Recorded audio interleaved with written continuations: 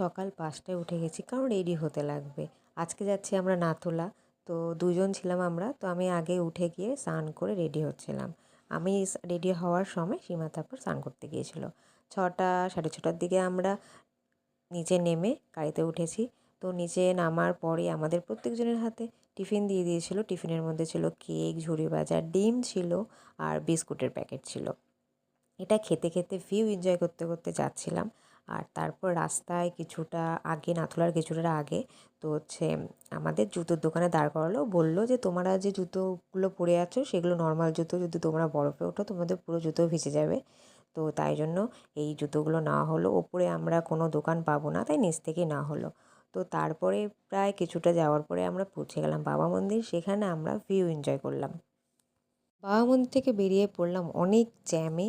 তো সেটা জ্যামে আমরা প্রায় ১.৫ ঘন্টা মতন ওইটুকু রাস্তা গিয়েছি। দিয়ে তা আমরা নাথুলাতে পৌঁছে গেলাম। নাথুলাতে ছবি টবি তুললাম।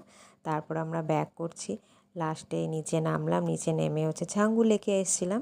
এখানে এসে সুন্দর সুন্দর রিয়াক দেখতে পেলাম আর সুন্দর একটা ভিউ এনজয় করলাম।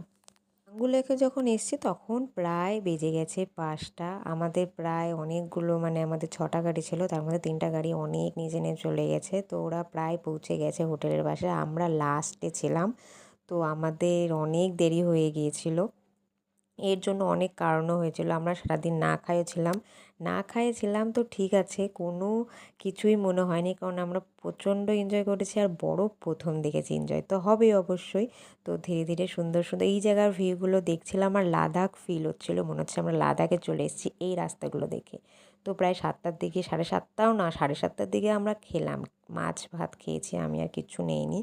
তো আরও কিছু আইটেম ছিল, নিইনি আমি, শুধু নর্মাল মাছ আর ভাত খেয়েছি।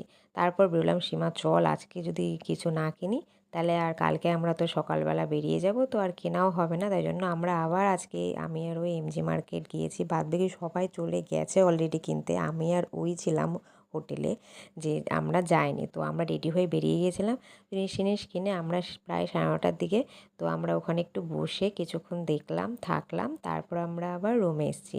রুমে এসে উপরে এসে আমরা সবাই মিলে একটু এনজয় করছিলাম। আর আজকে টিফিন দেয়নি, কারণ আমরা সবাই লেটে ভাত খেয়েছি।